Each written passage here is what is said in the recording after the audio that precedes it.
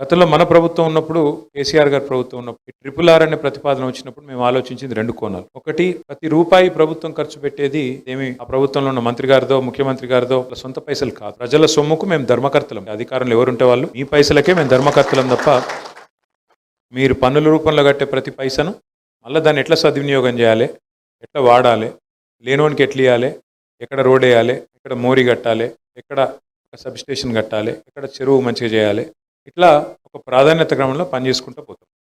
అట్లాగే కేసీఆర్ గారి ప్రభుత్వంలో మీరు గమనిస్తే ఏం జరిగింది అంటే, ఇక్కడ ఉన్న ప్రతి ఒక్కరు కూడా రైతు కాబట్టి మీరు ఆలోచన చేయండి.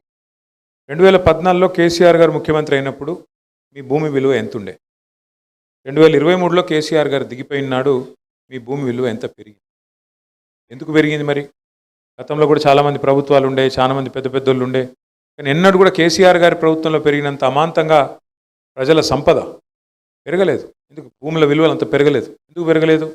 ఎందుకంటే కేసీఆర్ గారు తాను స్వయంగా ఒక రైతు బిడ్డ కాబట్టి, రైతు కష్టం తెలిసిన నాయకుడు కాబట్టి ఆయన ప్రాధాన్యతను పెట్టుకున్నాడు.